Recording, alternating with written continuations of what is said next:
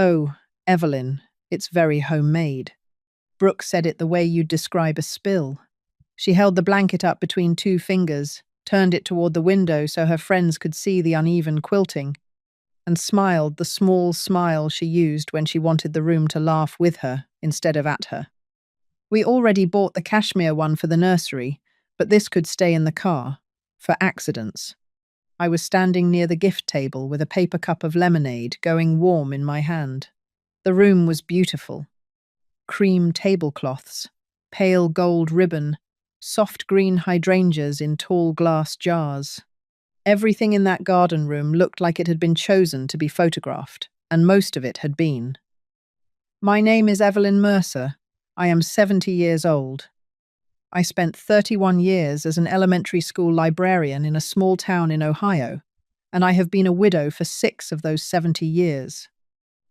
My husband, Thomas, has been gone long enough that I no longer reach for him in the dark, and still present enough that I set 2 mugs out some mornings before I remember.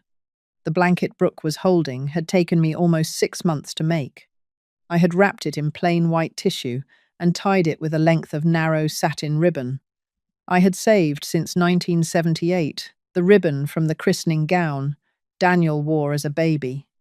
I thought Brooke might not notice the ribbon. I did not need her to. I only needed to know it was there. Nobody in that room knew that one green flannel square in the corner had come from Thomas's favourite shirt, the one he wore every Saturday in the workshop. Nobody knew that the soft blue patch near the centre had been cut from the pajamas Daniel wore when he was 2, the ones with the worn knees, the ones I could not throw away. Nobody knew about the small letter L I had embroidered in the corner over 4 evenings, because my hands are not as quick as they used to be, and I wanted it to be right. I had made room in my life for that blanket, the way you make room for a person. Brooke folded it in half without smoothing it, then in half again, and set it down beside the discarded wrapping paper. Not on the table, beside it. Underneath, really, where the ribbon curls and the empty gift bags go. I looked at my son. Daniel had recognized the flannel. I watched him recognize it. His fingers had touched the green square for half a second when Brooke first pulled it from the tissue, and something had moved across his face. The boy he used to be, maybe, standing in the doorway of the workshop while his father measured a board twice. Then Brooke had laughed, and the moment closed like a drawer.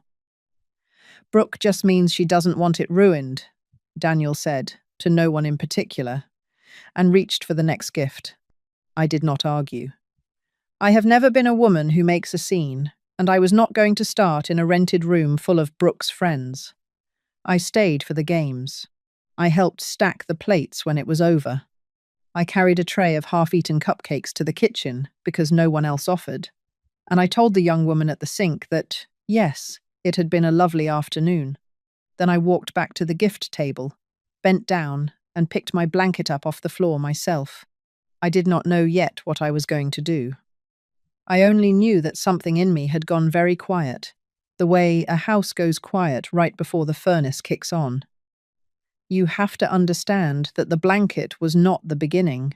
It was only the first thing I could not talk myself out of seeing. For a long time, I had a whole collection of sentences I used to keep the peace. They're busy, they're young. Money is tight right now. He doesn't mean it that way. She's just tired. I said them so often they wore smooth like coins. Daniel's work had gotten shaky about 2 years back. Contracts he counted on stopped coming. I did what a mother does. When their water heater went, I paid for the new one. When Brooke wanted the nursery painted before the baby, I covered the paint and the crib and half of the dresser.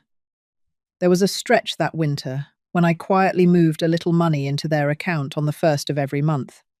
Enough to soften the edges, and I never once brought it up, because I did not want Daniel to feel small. I told myself each of these was the last one. Temporary. A bridge, not a habit. 3 things, if I lay them out plainly, tell the truth of it. The first was small. Last Thanksgiving, I drove 40 minutes with 2 casseroles and a pie, and when I got to the door, Brooke met me on the step and asked if I could run back out for ice and paper towels, because they'd forgotten, and the guests were already there. I stood on the porch holding a warm dish in each hand. Nobody took them from me. I set them on the railing and went back to the store. The second was not small. In the spring, Brooke mentioned lightly the way she said everything that she'd penciled me in for childcare 3 days a week once she went back to work. She had it typed out, a schedule. My days, my mornings, my afternoons, filled in on a calendar I had never seen, next to the words, Grandma covers. No one had asked me. It had simply been decided that my time belonged to them. The third was the one I kept turning over. Daniel called one night, and before he even said hello properly, he asked whether the check had gone through, because the deposit hadn't shown up yet, and Brooke was worried. Not, how are you, Mom? Not, did you get home all right? The deposit hadn't shown up yet. I told myself he was under pressure. I told myself a lot of things. But by the time I stood in that parking lot after the baby shower, blanket folded over my arm, I had begun to understand something I did not want to understand. Those moments had not been separate accidents. They had been practice. I was almost to my car when I heard him call across the lot. Mum, hold on. For one foolish, hopeful second, I thought he had come to say he was sorry. I thought maybe he had watched his wife push 6 months of my hands under a table, and something in him had finally straightened up. Daniel jogged over, a little out of breath, his tie loosened. He looked at the blanket on my arm. He looked at me. And then he said, "The thing I will hear for the rest of my life." The little pocket on the back. Why was it empty? I stood very still. Because there is a pocket. There has always been a pocket. Every blanket the Mercers ever made for a new baby had one, sewn flat into the backing, where you'd never notice unless you knew to look. It was a family tradition, older than me, older than Thomas. You put a beginning in the pocket, sometimes a savings bond, sometimes a folded blessing in someone's careful handwriting. Something to say. You were wanted before you arrived, and someone thought about your future while you were still a name we were choosing. Daniel knew that. Of course he knew that. His own baby blanket had held a savings bond and a note from his grandparents, and I had shown it to him when he was old enough to understand it. So when he said, "You always put an envelope inside the baby blankets," I understood exactly what my son had noticed at that shower. He had not noticed his wife laughing at me in front of her friends. He had not noticed the flannel from his father's shirt. He had not noticed the blanket sliding to the floor. He had not noticed his mother standing alone with warm lemonade going flat in her hand. He had noticed that the pocket might be empty. He had noticed the money might not be there. I looked at him for a long moment. A car alarm chirped somewhere behind me. The asphalt was still warm through my shoes. "You saw the pocket, Daniel," I said, "but you did not see what happened to me." I got in my car. I set the blanket on the seat beside me, the way you'd settle a child. I did not explain what had been meant to go inside it, and he did not ask again. I did not cry on the drive home.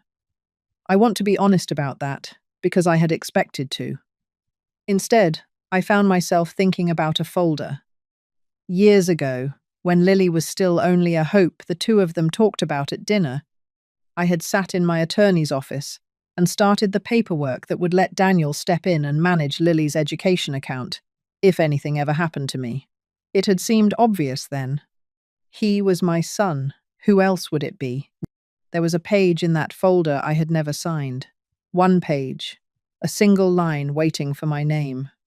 And, somewhere between the parking lot and my own driveway, a cold, clear thought arrived and would not leave. My son had checked a baby blanket for money before he checked his mother for tears, and there was a form in a drawer downtown that would have handed him a great deal more than the inside of a pocket. I had nearly forgotten that page existed. Sitting at the red light on Route 9, I was no longer sure that Daniel had. I was not angry the next morning. I want to be clear about that. Anger still hopes to be understood, and I was past hoping. I was only clear. I called my attorney's office and asked for the earliest appointment they had. I had an estate plan already. Thomas and I had made one years ago, and I had kept it current the way I keep the smoke detectors current. Not because I expected a fire, but because I did not intend to be caught, surprised, so I was not building anything from nothing. I was going in to read what I already had, with clear eyes, for the first time in a long time. My attorney is a calm woman named Harriet, who has handled my affairs since Thomas died. She did not gasp or take my hands or tell me how sorry she was. She simply set my files on the table and let me look. The first thing I learned steadied me more than any comfort could have. "You are the sole owner of the education account," Harriet said. "It's funded. It's yours. Daniel has no authority to withdraw $1 from it." I had known that, somewhere. It was different to hear it spoken. The second thing was the page from my own thoughts the night before, the form, prepared but never signed, that would have named Daniel as the successor controller of that account. It sat in the folder exactly where I had left it, years ago, waiting for a signature I had never quite gotten around to giving. At the time, I had told myself I was only busy. Sitting there, I understood I had been something else. I had been unsure, and I had not let myself know it. "I don't want that one," I said. Harriet nodded, and did not ask me why, which is one of the reasons I trust her. "Then we'll draw up a replacement. Who would you like?" I thought of my niece, Rebecca. 43, an accountant, a woman who had loved Thomas, and who had never once, in all these years, asked me for anything. She would not receive a penny of Lily's money herself. She would only make certain it was spent on Lily, on school, on books, on the kind of future you can't buy back later. "Rebecca," I said, "she'll protect it. She won't touch it." Harriet made her note. Then she turned to a separate page in the custodian's file, and she went quiet in a way I had learned to pay attention to. "Evelyn, there's a record here you should see." She slid the page toward me. 3 months ago, someone telephoned the account custodian. They asked what would be required to become an authorized party on this account. What forms? What signatures? The custodian logged the call. They logged the name. I looked down at the page. The name in the log was my son's. 3 months, long before the shower, long before the parking lot. While I was choosing flannel squares at my kitchen table, Daniel had been on the telephone asking a stranger how a person gets his name onto money that was never his. I did not say anything for a moment. Then I asked Harriet, the only question that mattered. "Can he do anything with that, just by asking?" "No," she said. "Not without you, not without your signature on a page you've never signed." "Then let's make sure that page is gone," I said. We worked through the rest of it slowly, one document at a time, and I read every page before I touched a pen to it. We revised the family trust so that whatever Lily inherited someday could not be controlled by her parents, could not be borrowed against, redirected, or managed on her behalf by anyone whose own bills were pressing. The money would reach Lily. It would reach her at 25, in her own hands, with Rebecca watching over it in the meantime. Not $1 would pass through Daniel's account on the way. We drafted a letter, plain and polite, giving Daniel and Brooke reasonable notice that the monthly transfers would end. I did not want to punish them by surprise. I wanted them to be able to plan. I set the date 60 days out and asked Harriet to send it certified, so there would be no confusion later about whether it had been said. I told Harriet I would not be paying the outstanding balance on the designer nursery. I told her I would not be signing on to any childcare schedule I had not agreed to. And at the end, when the pages were squared and the pen was resting on the top sheet, Harriet asked me the only hard question. "Do you want to close Lily's account entirely? Take it off the table?" I did not have to think. "No," I said. "My granddaughter did nothing wrong. I only want to make certain the gift reaches the person it was meant for." I read every page before I signed it. I asked every question I had. I signed each one in my own hand, slowly. The way Thomas taught me to sign anything that mattered. Read it twice, sign it once. The paper did not make me powerful. It only wrote down, where no one could interrupt it, something I had already been. That night I took Thomas's letter out of the cedar chest where I keep it, and I sat at the kitchen table under the good lamp, and I read it again. I want to be careful here. My husband was not a prophet. He did not know when he wrote that letter what Brooke would say at a baby shower he would never attend. He did not name Daniel. He did not leave me instructions for a day he could not see coming. He wrote no warning about a telephone call to an account custodian. He knew none of it. He was only a careful man who had watched people for a long time and worried in his quiet way. Thomas was a bookkeeper. He kept the ledgers for the lumber company for 30 years, and he kept ours at home the same way. Neat columns, dated entries, nothing hidden and nothing rounded off. He believed that how you handle money is how you handle everything, and that people show you who they are in the small arithmetic of an ordinary Tuesday. There was a thing he had said to me more than once, near the end, when he was too tired to be anything but plain. "Don't let what we saved become the reason Daniel stops carrying his own weight," he told me. "A little help is a kindness. A standing account is a hammock. He'll fall asleep in it." He did not say it as a prophecy. He said it the way a bookkeeper says, a sum that has finally added up quietly, and a little sadly, because the numbers had told him something he would rather not have known. His letter to Lily was not about numbers, though. He wrote about the pocket. He wrote that every Mercer blanket had one because a pocket is meant to carry a beginning, and that a beginning is not the same as an inheritance. He wrote that the family had always tucked something small inside, a bond or a blessing. Not because the amount mattered, but because the intention did. "A pocket says someone thought of you before you could thank them," he wrote. "That is the whole point of it." Then he wrote the line, "I keep folded in my chest." What we leave you matters far less than what you learn to carry without losing yourself. Near the end, he had written directly to me, without quite meaning to. "Evelyn," he wrote, "if you are reading this beside our grandchild, then you have decisions ahead of you that I cannot make. I don't know what will happen in this family. I only know I have watched you give people the benefit of the doubt, long past the point where they'd earned it. Please don't confuse peace with surrender. Read every page. Ask every question. Sign only what lets you rest at night." He had not predicted anything. He had simply known me. He had watched me hand out the benefit of the doubt like it was bread and I would never run out. I did not cry from weakness. I want to be clear about that too.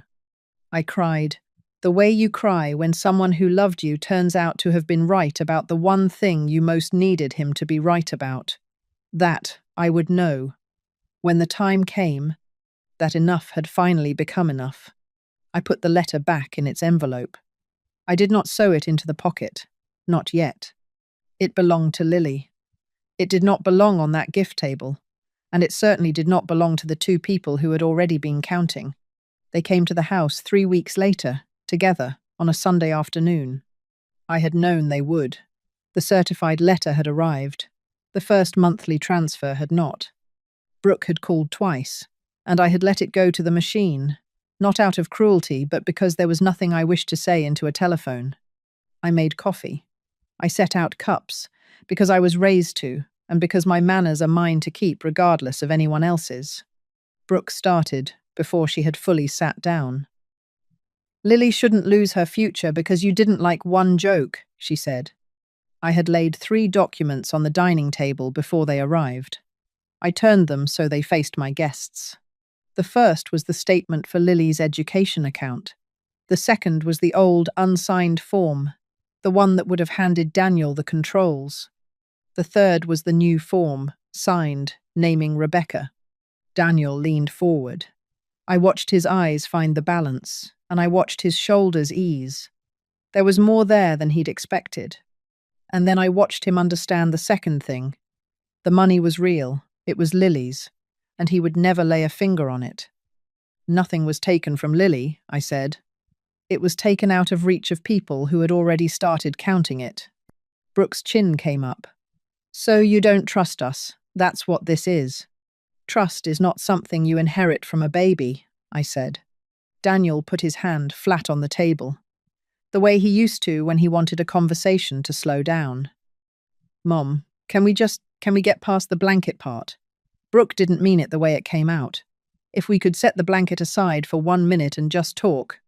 There it was, my son, still trying to shrink the whole of it down to one word. The blanket. As though 6 months of my hands and a form on a custodian's desk could be folded back into a single afternoon's misunderstanding, if only I'd agree to call it that. This was never about the blanket, Daniel, I said. Brooke folded her hands in her lap and found the reasonable voice again, the one she used when she wanted to sound like the only calm adult in the room. Evelyn, we planned responsibly. That's all this was. We gave up the full-time daycare spot because you'd be taking her 3 days. We built the whole leave around what the family had already agreed to. It isn't fair to change the arithmetic on us now, this late. What the family had already agreed to, I had agreed to none of it. She had not blurted it. She had explained it calmly. The way you explain a reasonable thing to a difficult person, and in explaining it, she laid the whole shape of it on my table. My money and my mornings entered in their budget, like the line for the water bill. Something you plan around, because you've decided it will always be there. I let the quiet sit for a while. Then I lifted the blanket from the chair beside me, laid it on the table, and turned it over so the small flat pocket showed against the backing. Daniel looked at it a long time. The pocket, he said finally. His voice had changed. Dad's letter was supposed to go in there, wasn't it? Yes, I said. Can I read it? No, I said. Not unkindly. Just plainly. Your father wrote that letter for Lily. She'll have it when she's old enough to understand the difference between being loved and being used. I smoothed my hand once over the empty pocket, and then I said the truest thing I had come to know.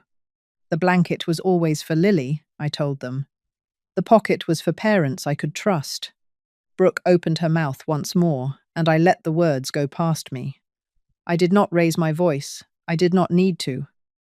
Brooke may have said the words Daniel, I said, but you were standing right there when she called 6 months of my hands an accident cloth. And 3 months before any of it, you were on a telephone asking a stranger how to get your name onto a child's account. Your wife laughed at me in public. You did the arithmetic in private. I am not sure which of those hurt more. He didn't answer. That was answer enough. I did not chase him toward an apology. I did not soften it for him. Some things need to be held for a while before they can be answered. They left without anything settled in their favor. I walked them to the door, and I closed it gently behind them, and I heard Brooke's heels down the walk, and then the car, and then nothing. Then I went back to my kitchen, where the coffee had gone cold in cups no one had touched, and I sat down at my own table, in my own house, that was paid for, and in my own name. And I breathed. Daniel came back 2 weeks after that, alone. He stood on the porch a moment before he knocked, the way he used to as a boy when he'd broken something and hadn't decided yet whether to tell me. I let him in. I made grilled cheese, because it was late afternoon, and because it is the thing I have always made when one of us needs to talk, and neither of us knows how to start. He told me he'd remembered the pocket because his own blanket had held a savings bond and a letter from his grandparents, and he still had it, folded in a drawer, and he'd never told Brooke about it because he'd been ashamed of how plain it was next to the nursery they were building. He told me the truth I already knew and needed to hear him say out loud anyway, that he had let Brooke believe my help was guaranteed, because admitting it wasn't would have meant admitting how far they'd sunk, how much they'd come to lean, how much of their life had quietly been built on the assumption that his mother would always fill whatever came up empty. He told me about the phone call, too, before I had to ask that he'd made it in a bad week, half ashamed, and told himself it was only a question. I should have said something at the shower, he said. I saw your face. I knew. I did not tell him it was all right, because it was not, and he is my son, and I love him too much to lie to him. A good apology explains what will change, I said. It doesn't only describe what you regret. He sat with that. He didn't argue it, which was new. He didn't make me any grand promises that afternoon, which was newer. He just stopped, over the following months, calling only when he needed something. He started sending me photographs of Lily with nothing attached, no request underneath, no favor riding along behind the picture. A photograph of her asleep, a photograph of her holding a wooden spoon like a scepter. Just my granddaughter, offered to me, because I would want to see her. One evening he asked me carefully, like a man stepping onto ice, to tell him again which square of the blanket came from where. Not for himself, he said, so that when Lily was older he could tell her the parts he'd forgotten. It was a small thing, but it was the first time in years he had asked me for something that could not be spent. It was not everything. It was not a transformation. His steps were small, and sometimes he still stumbled backward into the old shape of things. But small and real is worth more than large and hollow, and I had spent enough of my life mistaking one for the other. Brooke sent an apology too, eventually. A text message, mostly about how the whole thing had been misunderstood, with the real sorry buried near the end. I answered it. I did not pretend it had mended what it had not. We are, these days, respectfully distant, and I have made my peace with the fact that respectful distance is a kind of peace and does not need to become anything warmer to count. I began to get my own life back, one afternoon at a time. I joined a quilting group that meets on Thursdays in the church basement. 8 women and a coffee urn, and more opinions about batting than you would think possible. I started showing the younger ones how to save a piece of a father's shirt, or a child's outgrown pajamas, and stitch it into something a family can keep. That, more than anything, was the sign I had turned a corner. I had gone back to giving, but I was giving what could not be spent. I finished the little sunroom off the back of the house that Thomas and I had always meant to get to. I took the trip to the coast I had put off for 4 years running, because for 4 years there had always been a reason Daniel might need me on a moment's notice. The ocean was exactly where they'd said it would be. On Lily's first birthday, Daniel invited me.